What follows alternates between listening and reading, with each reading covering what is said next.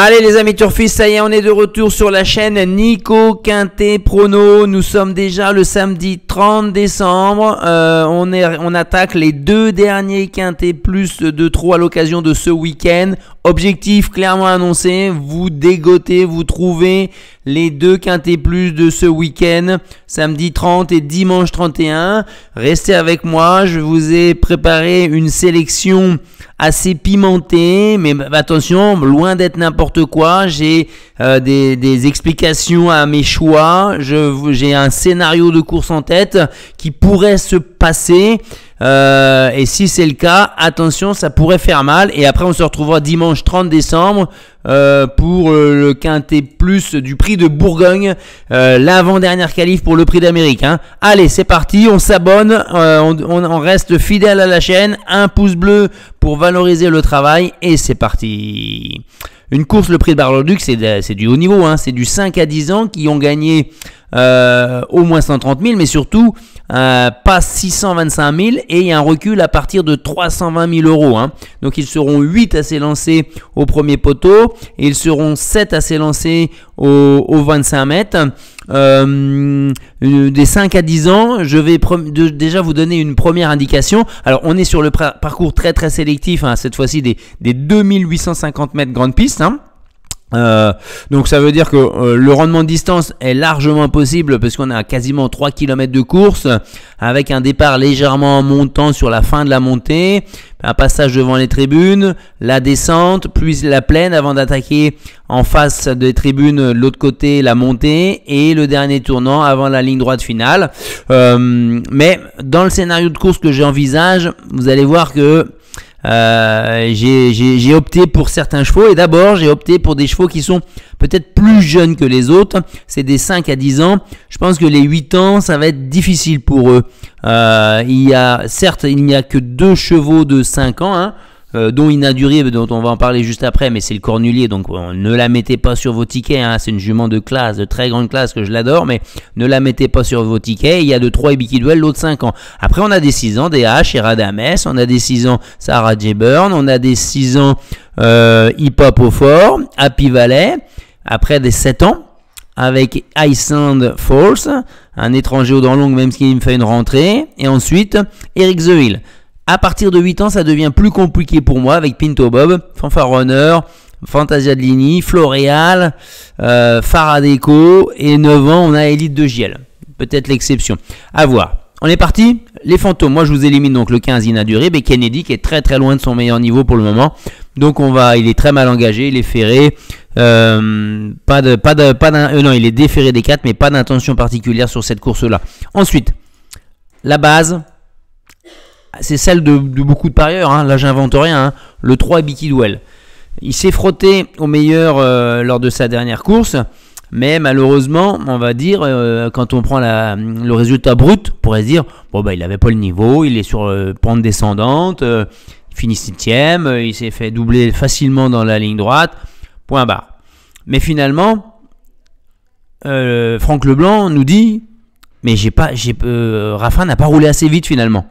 Et c'est là où on se dit, mais mince, ça veut dire qu'il s'est fait avoir par des finisseurs alors qu'il aurait pu mener plus grand train et les mettre un peu plus loin à l'entrée de la ligne droite.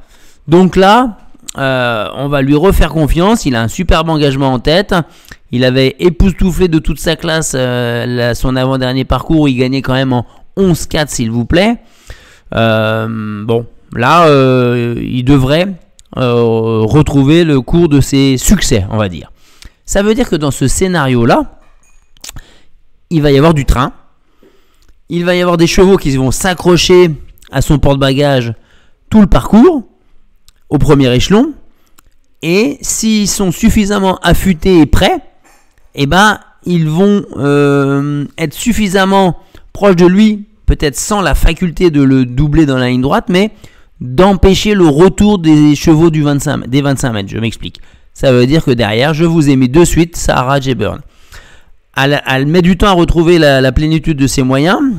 Ses fins de course sont pas si mal que ça. L'Auqueneux est toujours positif avec lui. Elle a fait l'objet d'un repérage lors de ses dernières courses. Déféré des 4 en tête, c'est aujourd'hui où je la joue plus, quoi, où je le joue plus. Hein.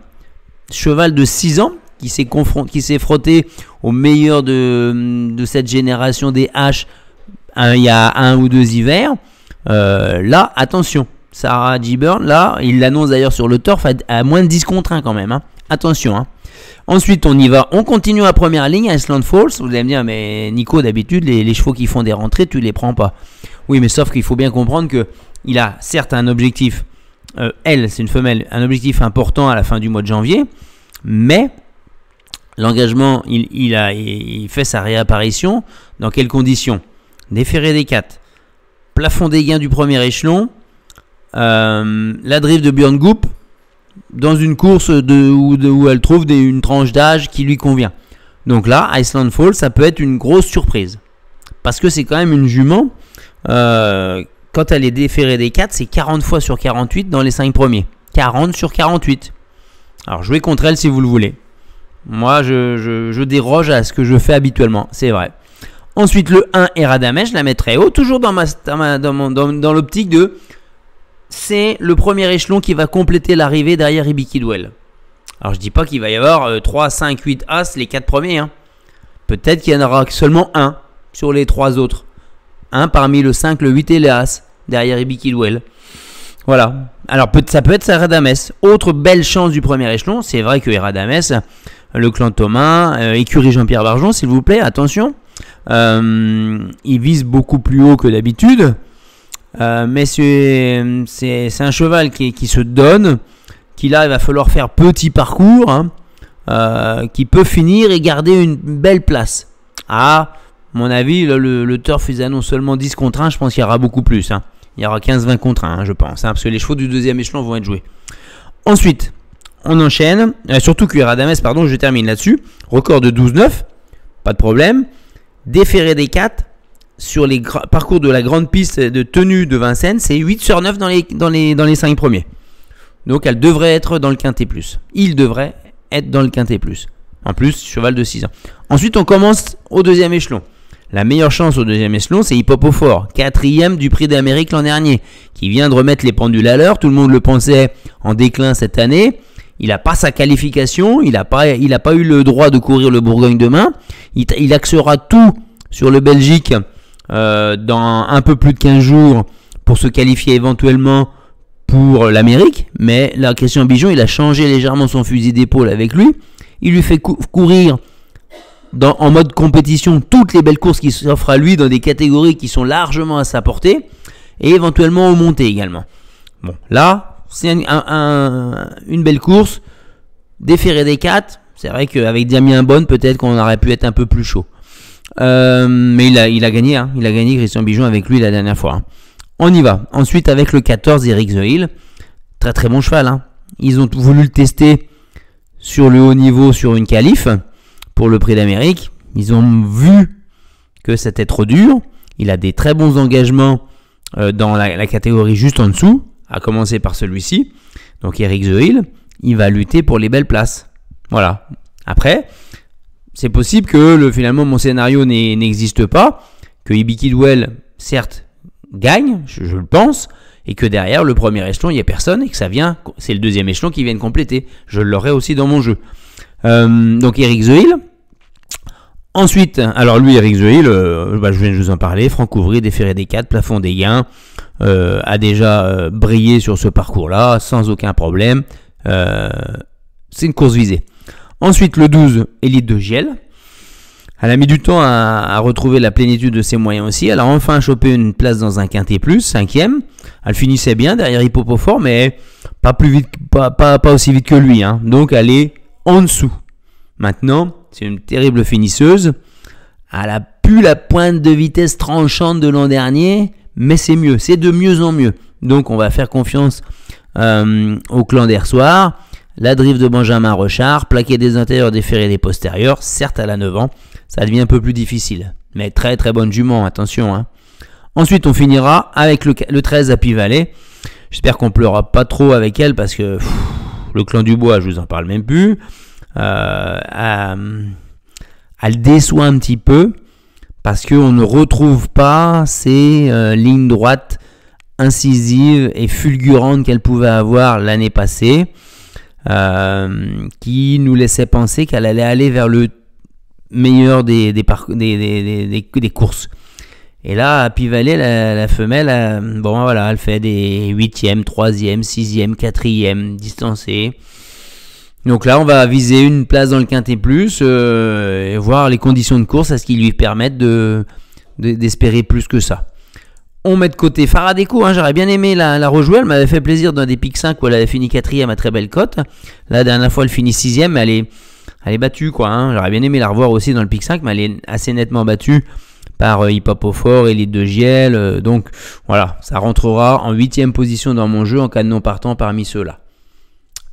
Je vous ai mis la suite après. Donc Ibi Kidwell, allez, 4 sur 5 là. Hein. À la gagne, il l'annonce à 3,50 € à la gagne pour 1 € placé. Donc 35 € pour 10 €. Ça peut être ça. Ça peut être tentant.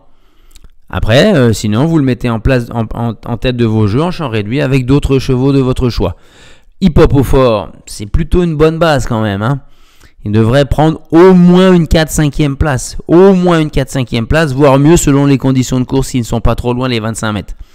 Ensuite, on a Sarah J-Burn. Ça va être le coquin à belle cote parce que je pense qu'il n'y aura pas 10 contre 1, mais bien plus que ça.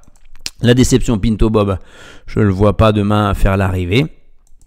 Et on enchaîne samedi pour le Quintet Plus de dimanche à Vincennes, dimanche 31 décembre, le prix de Bourgogne. Soyez bien présents à cette vidéo, activez toutes les notifications quand vous vous abonnez. Un pouce bleu, au plaisir, à très bientôt, bye bye.